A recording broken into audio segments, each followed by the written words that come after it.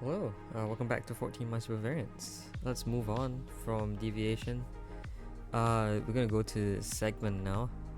Yes, 2S is called segment. It used to be called snake, but now it's called segment. Like fully honestly, I prefer snake over segment, but I think both of them have equally tough spots. So let's figure out what segment is. Segment. Each row contains one consecutive segment of mines. So yeah, here you can see. These rows are incorrect because they do not contain one consecutive segments of mines. So you can see here that each of these other rows have exactly one set of mines basically. They don't form two different groups within the row. Whereas in this row there's two different groups, here there's three different groups. And here there's 0 groups, which is actually also invalid. So you must have at least one mine in each row as a result. Yeah. Okay, so let's begin. Okay, so I can firstly say that this is a mine. I'm gonna use a different color here. Let's use a darker color. It's purple. I can firstly say that this is a mine, and the reason why is because row 5 is actually really restricted. You'll notice that there can only ever be one mine in these two cells and one mine in these two cells, and for that reason both 2 and 3 must have something above, right? They must either have a mine there, they must have at least one mine here for the 2 and at least one mine here for the 3. Otherwise you'd force mines here and here, which then fail. So that implies that there must be a mine there. Why? Because the mines here and the mines here must connect by segment, right? They must connect to form a singular segment of mines, and the only way they can do that is by touching each other's regions through this cell. So that's a mine. We can obviously do more here. For example, if this were a mine, that would fail, because then this would be empty and you have 2 segments in the row. So this can't be a mine. Okay. We have one more mine to find, and it might be this cell over here. I'm not sure why. If this was empty, then because there can't be mines here and here, you then force a mine to be here, and that fails. So there has to be a mine. There you go. Alright, 0 just means those are all non-mines. 2 means that's a mine. Therefore, by segment, this cannot be a mine. Actually, by this 3, it's just solved. 1 and 2. Yeah, I'm still looking at deviation here. My mind still looks at this region, but we're not talking about that right now. Anyway, 2 is just solved. 1 means there's one mine in here, which might be useful for talking about mines in this area. Okay.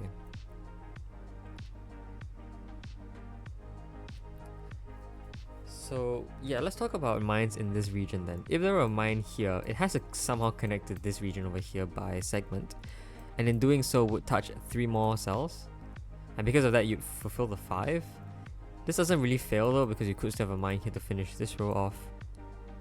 Yeah, so there's nothing really much there. I suppose interestingly enough, if it were the other way around, where if this one was blocked off by its own restriction, then the 5 sort of fails, because you'd have to have these be all empty for the 2's row, and then 5 now cannot have any mines there. So in that case, this has to happen. We can sort of do something similar where this can't be empty, because if it were, then this would also be empty, forcing 5 to only have 4 mines possible. So that's not valid. This 1 is resolvable, this 2 is resolvable, 4 is resolvable, 5 is complete. 1 mine remaining, which must be in row 3, and the reason why is because not 1 mine remaining, but 1 mine left to find is in row 3, because again, every row must have 1 consecutive segment, so 0 is actually invalid. 2 mines remaining, so those are both mines. Sweet. Yeah, okay, segments not that tough, except for the beginning part. Once you have the bigger numbers, they do get pretty convoluted though. You have to consider connections and all that.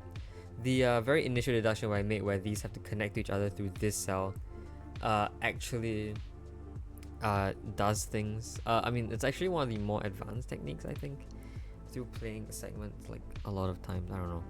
Alright, anyway, 4-2 by regular Minesweeper just does that. 1 can't have a mine there, because if it did, then it would just be isolated. 1-1 means that. 2 and this 2, does that do anything? It might. Yeah, because of no, that's not true. But I was gonna say because there's two, there has to be some number of mines here. But that's not true because you could have mines here and here. And in fact, we can do it the other way around and say that because of this two, there has to be at least one mine there. The reason why is because even if you place the mine here, you need another mine there. So since there is some number of mines here, which I've just denoted with a curvy dash, a wavy dash, by segment, there just can't be mines there because whatever mine is here would be isolated from these cells. Therefore, the 2 must have 2 mines here, which fulfills it.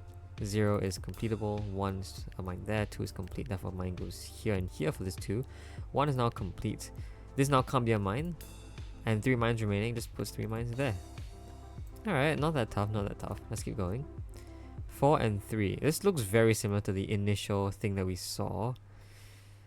Well, this just can't be empty because you have mines here, here, here, and there. And in fact, none of these mines can be empty because if they were empty, you force a mine here and here, which immediately breaks the top row. So what I can then say is that these 3 are all mines. There's exactly 1 mine here, which would mean that this is not a mine. And this 3 can't have an empty cell there because then that will be forced to be a mine. So this must be a mine. Sweet. That's empty, therefore that's a mine, therefore that isn't. 2 means one of these are mines, which by segments, now we can actually go all the way to the other side of the row here and say that isn't a mine.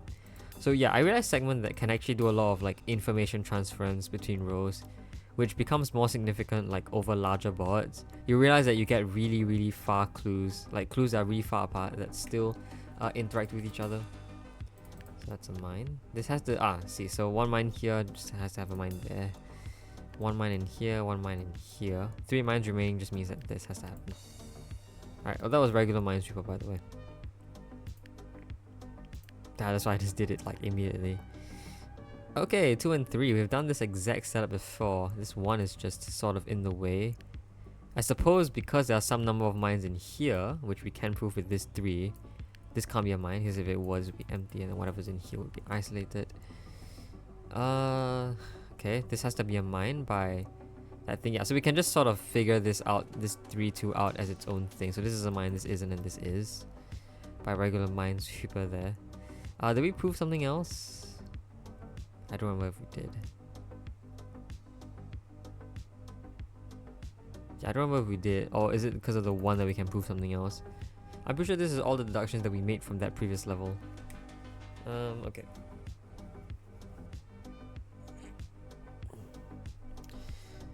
There's 1 mine in here, right? I forgot, so there's no mine there. What? Oh, there isn't 1 mine there. There could be a mine there. I did not realize that. Okay. So what is the actual deduction then? If this were a mine, then that's fine. It has to be the 2 rows though. I don't think it can refer to anything below because, yeah.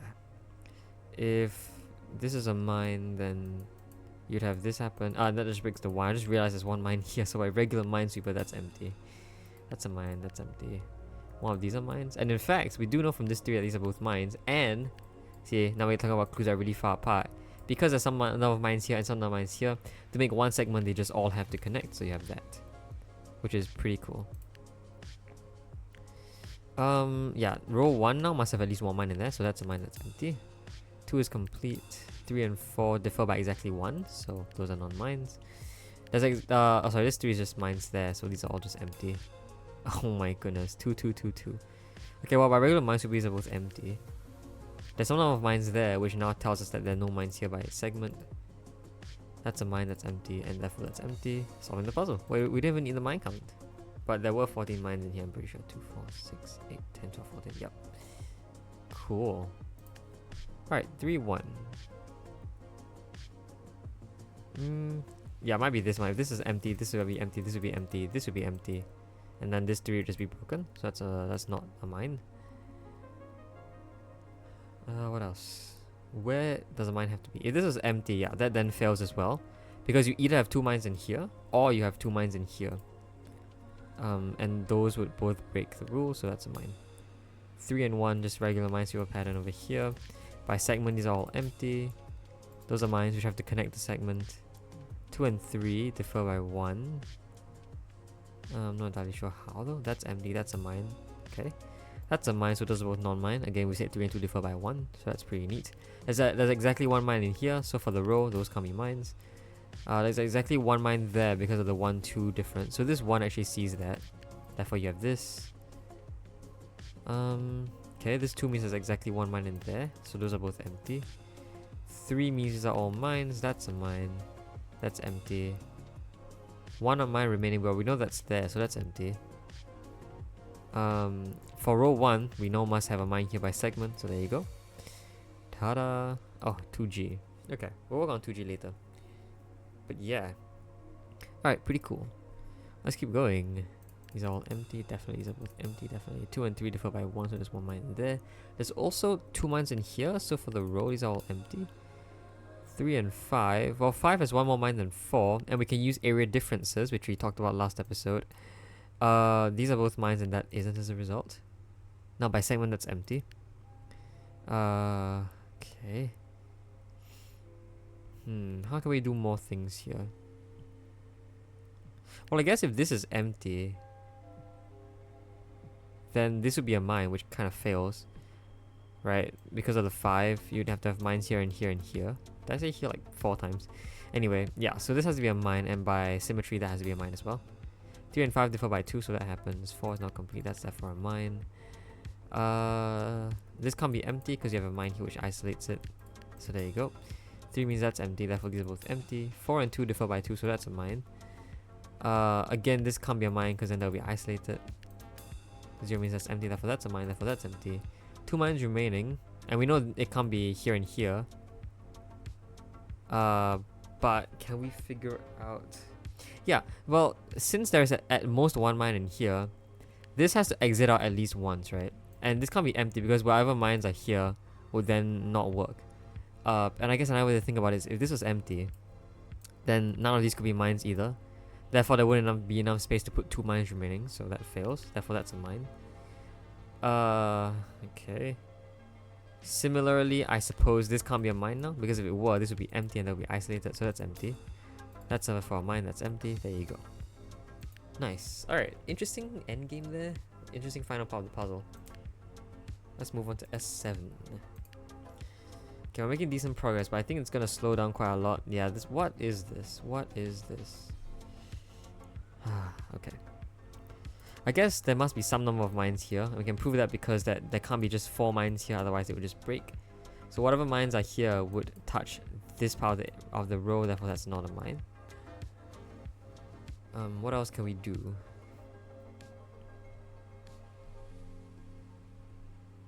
I must put a mine somewhere? Where? Oh, I guess it's here. Yes, if this was empty, interestingly enough, that you either have 2 mines here, 2 mines here, or 2 mines here. That's a property of 4 that I never realized. Yeah, wow, that's really interesting. So that's always a mine. Cool. Alright, so those are all empty now. 3 and 5 differ by 2, but only we can figure that out. I guess there can only be 1 mine here and 1 mine here in total, so that's a mine. Now for the 5, yeah, 5 now sees 2 mines, 1 here and 1 in these 2 cells, so those are all mines as well. We can now prove that these are all both empty by segment, and also these are all empty by segment because there's 1 mine in here. 2, 2, well those are just completable. 4 is not complete, therefore that's a mine. Okay. 1 non-mine remaining. I suppose if this is a mine that fails, because if it were, we know there's 1 mine in there. So if this is a mine, then this is empty for the 2. This can't be a mine because of isolation as well, because of segment as well, and that fails. So this can't be a mine. Okay, that helps. It's a mine, 0, 1. You have some number of mines in here that might be helpful with talking about mines on the other side of the board. 3 now.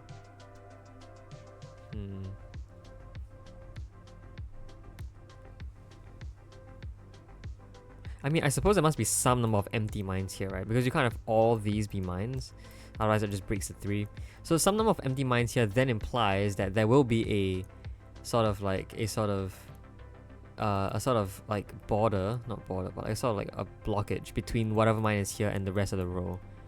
So wherever that would be would imply that these are all non-mines.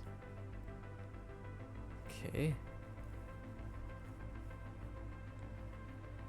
I suppose the same thing happens if, not the same thing, but I can follow a contradiction. If this is a mine, this is empty, this is empty, this is empty, and now this 3 just breaks because you can't have mines there. So that's empty, that's a mine. Now this can't be a mine because if it were, then they will be isolated, so that's empty. Almost misclicked there. Those are both mines. 3 implies that those are both mines.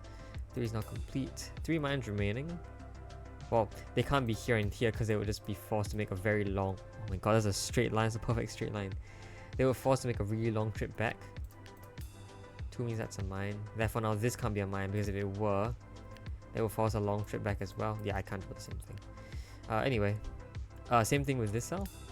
3 now that's empty. What?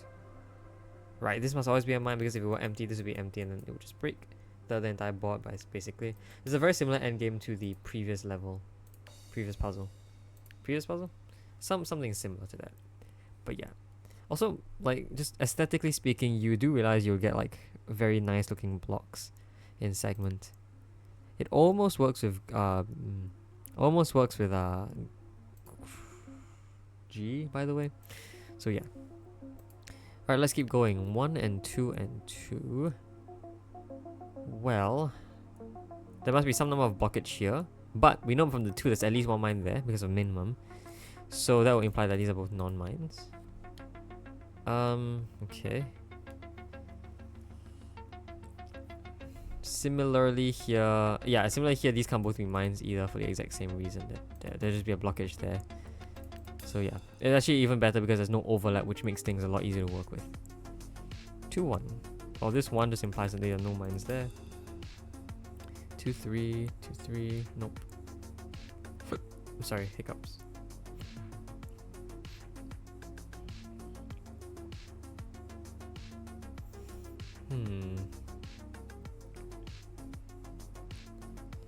I mean, I suppose there will be some number of blockages here, definitely, at least 1. But we can't prove anything in this region and this region to say anything about anything else. So not really useful. But we do get a lot of information from this set. So I'm guessing it might be a bifurcation sort of deal. Yeah.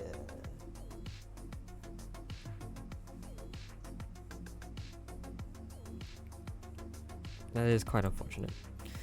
3 and 2. I mean, this 2 might be useful because we sort of was able to figure out stuff in here, right, and compare that with this. If say we had some number of mines in here, then that would just force this, which is interesting but not necessarily enough to do anything special. 3 and 2 though might be interesting. Okay.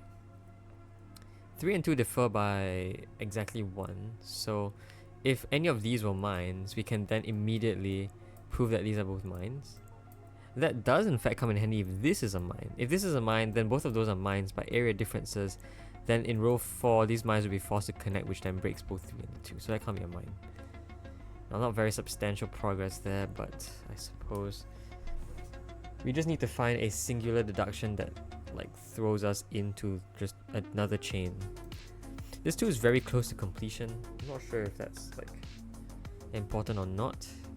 But now if this is a mine, then you have a mine here and here. That would in fact force all of these to be empty. The 3 now requires mines here and there, which then makes this empty, which then breaks. Ooh. Alright, so by bifurcation we can now say that this isn't a mine, and that does in fact throw us into the chain because these are both now mines, those are both empty now. 3 now, both of those are mines, therefore those are empty, therefore that's a mine. Yep, it's a real chain here. 2 means those are both mines, therefore these are both empty. 1 has a mine there, 2 has a mine there, and there you go. Yeah, we just needed to find that singular bifurcation to make all the chain all happen. Alright, 4 and 3. This feels very similar to this 3-2 pair up here, wherein if you have a mine here, then you need to have a mine there. For the 4 and 3 by area differences, they would connect, and then the 3 and 4 would break because of this mine there. So yeah, this can't work.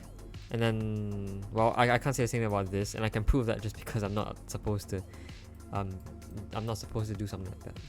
But now we can prove at least 1 mine. And I think it might be this one, because if this was empty, then from the 4 and the 3, you'd have to have a mine here for the 4. Actually, just the 4, yeah, and that would just break. So there's a mine there. 1 and 2 just form a regular Minesweeper pattern. That's a mine. That's a mine. 2 and 1 means that's empty, and because there's one mine here, the rest of the row is also empty. 4 and 5. This can't be empty because then you have a mine here for the 5. So that's a mine. 4 at least has at least one mine in there, because even if you place mines here, you need to have at least one mine in these 3 cells, which must connect. Same here, where because there's at least one mine in here, it must connect to this area, so that's a mine. This is empty. That's a mine. 2 out of 5 remaining, and we know those 2 are in here, so that's just empty. Those are empty, therefore those are mines. There you go. Nice level, actually. You realize that the ideas in segment are actually pretty neat, even though, you know, they're not necessarily like very clean. They're pretty nice to look at though. Pretty nice to go through. Okay. 1 and 4. Suppose. Does there have to be mines there? Not necessarily. The 1 definitely is ringing a lot of bells though. Because if you had like a 1 anywhere outside the 4, that almost fails. In fact, if you had a mine in any of these cells, that definitely fails. And I can prove that because suppose if there was a mine there, then these would just be empty. By segment, these are all empty as well, and that 4 just then breaks. And this also works if there were a mine here. And then by symmetry, also works if there were a mine there, because of this 4 having no mines there, and also a mine there. So we can now show that these are all non-mines, which is exactly what we need to find anyway. 10. 10 is a lot. Okay. So 2 and 4 might be useful. Not entirely sure. 1 and 1. Okay. See, the same thing didn't happen with this, because if this was a mine, then the 4 could still survive by doing this. It would barely survive, but it still could. Now I'm not sure if it can anymore. But from the looks of it, I think it still can. This forms a very interesting pattern though. I feel like this is no longer possible. Because of how the 4 and 2 differ, this cell must have 2 more than this, which is not possible. So I feel like then we can just say that this isn't a mine. This could be still a mine? Oh, I didn't yeah, I thought these were both empty because of, okay. That's fair. Didn't realize that. I think I have to make more substantial deductions here.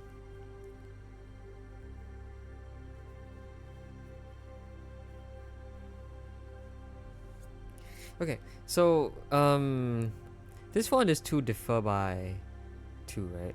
If there were a mine there, you'd sort of be forcing mines here and here. And the same is true for any other position the mine is, here and here, because of segment from here. It even works with this because you can't have a mine here that connects all the way. That just breaks it too. So similarly, if that happened, then you have a mine here and here. So if there were 2 mines here and 1 mine in here, then we know something suspicious has happened there regarding that. I'm not entirely sure how though. Okay. Is it this 1? I feel like this 1 might be useful again. But not entirely. No, not really.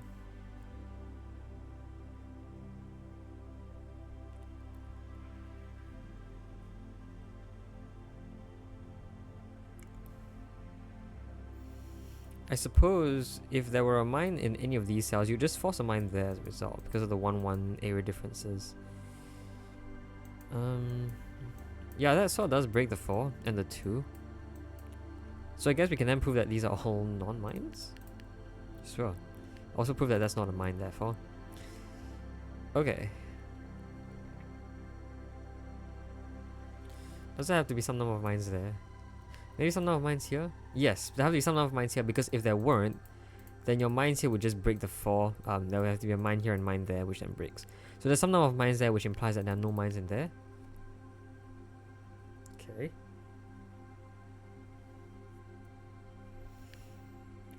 Similarly, can we do something similar? No, because you could have a mine here, here, and here, plus a mine there. So there doesn't necessarily have to be a mine here.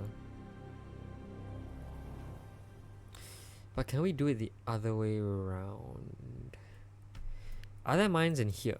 If there were no mines in here, you sort of have to do this, that, that. That does in fact work though. That does work out, so yeah, I guess it works. If there were a mine here, that might be a bit more troublesome.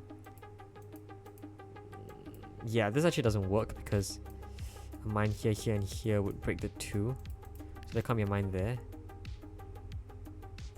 Just look at all the spots that are pretty cramped in between spaces. So like if I'd say, I don't know, if there are mines here, now we can then prove that this has to happen.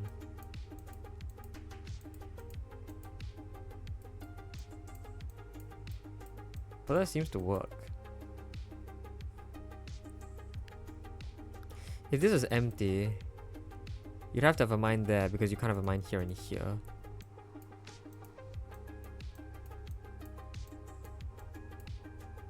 Yeah, no, this makes sense. Yeah, no, this works. Yeah, no, this works. Wow, okay.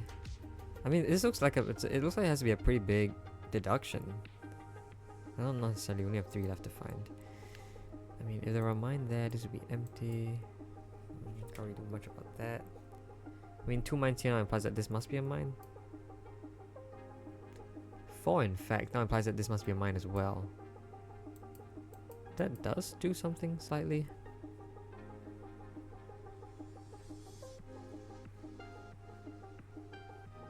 No, okay, fine.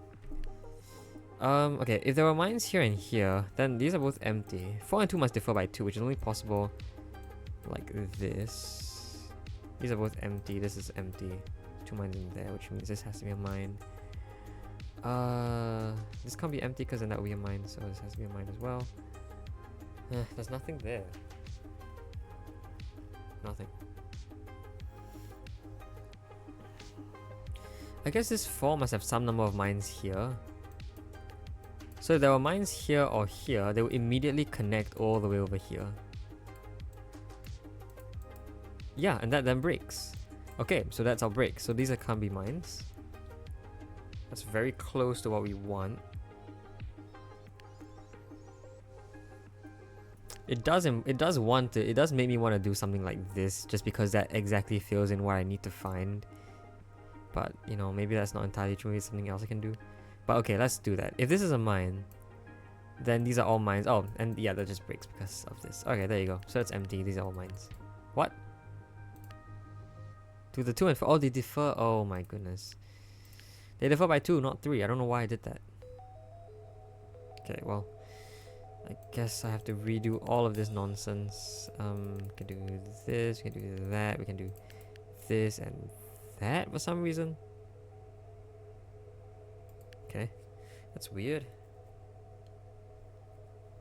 I think I did this as empty as well. Right, cool. Some of the mines here now, if this is empty, this is a mine which then breaks. So this is also a mine.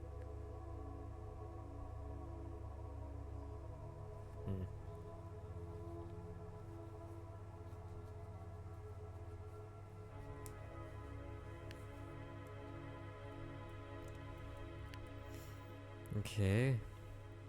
What can I do here? Just gonna get to like a really tough part of the puzzles.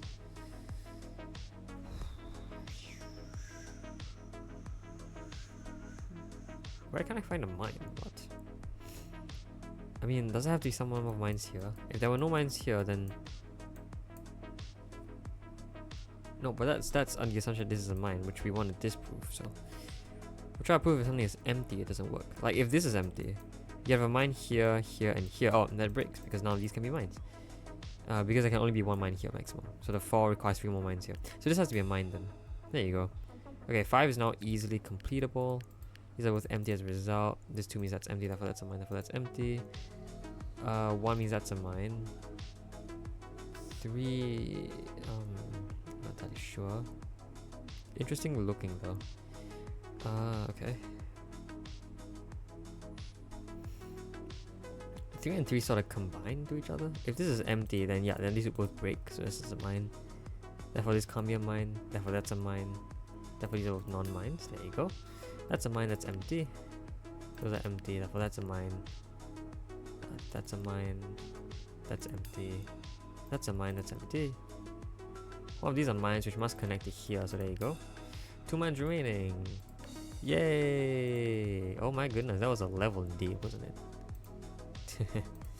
Alright, shall we try 1 8x8? Let's try 1 8x8 puzzle, see how it goes. Wow, that's a lot of, that's a 5. Okay, there's 1s and 5s, which is fairly interesting, I guess.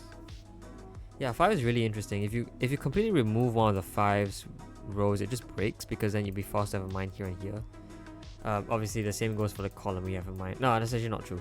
The same does not go for the column, because we're only talking about rows having segments, so my bad.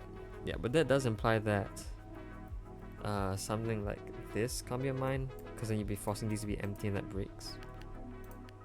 Similarly, I don't think this and this can be mines, because then you'd be forcing these to be these to break. There you go, very nice. These are mines, which means these are all empty.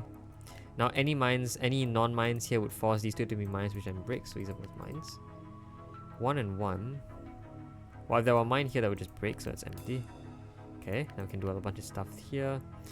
5 is completable. There's 1 mine in there, so that's a mine, therefore that's a mine. Okay. Speaking of things, that's empty. 2 2. 1 mine over here. And then, well, that's just completable, so we know there's exactly 1 mine here as well. And we've proven that because there can't be no mines here, otherwise the 5 would just break. So we can, in other words, say that there's at least 1 mine in there. We know there's exactly 1 mine here, and tada, by segment they have to connect. So these are all just mines. How neat is that? That's empty. That's a mine. 2.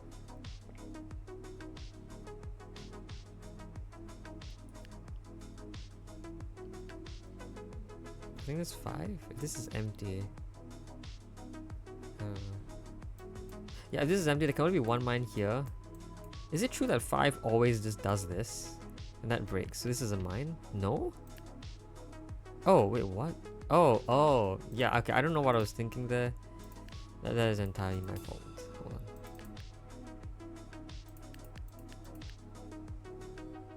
on. What was I doing again? Alright, these. Wait, what was I doing again? Oh, that. There you go.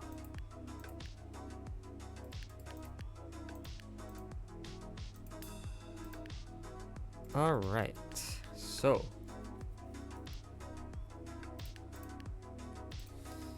now we can start doing things like, I guess. I mean, some of these have to be mines, I guess. Yeah, that's true. But how does that connect to this too? It doesn't really. Because this could just be empty and nothing would really change. You know. If we inversely say that this is empty, then these are all empty as a result. The 5 does really interesting things, then yeah, we can then prove that now this can't be empty, because then you would have mines not there. Oh, I'm just kidding, there's just no mine there, it's just segment. Oh my goodness, I'm so dumb. Alright, cool. 5 means that's a mine, so they have to connect. Wow, this is just a lot of mines. 1 and 2. If this is a mine, then you force mines here and here, which then fails. 3 mines remaining, and 2 of them are here. Ooh. Okay. I mean, I sort of assume that none of these can be mines, but I don't know why. Yeah, because if there were mines here, they have to connect to here somehow, because there'll be some number of mines in here. And in doing that, you use those cells, so no. I mean, these do look like they could still fit though, because mines here could be empty there.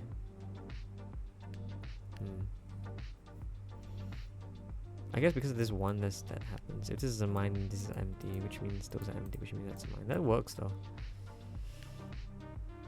If this is a mine, then this has to happen. I mean, and then we can then immediately just break this off. In fact, there's 1 mine in here, which now means that this has to be empty. That doesn't really break though, so. I'm thinking it's these 2 cells, but I'm pretty sure it's not true, because I can find a way to make them work out. Is it this? Yeah, it is.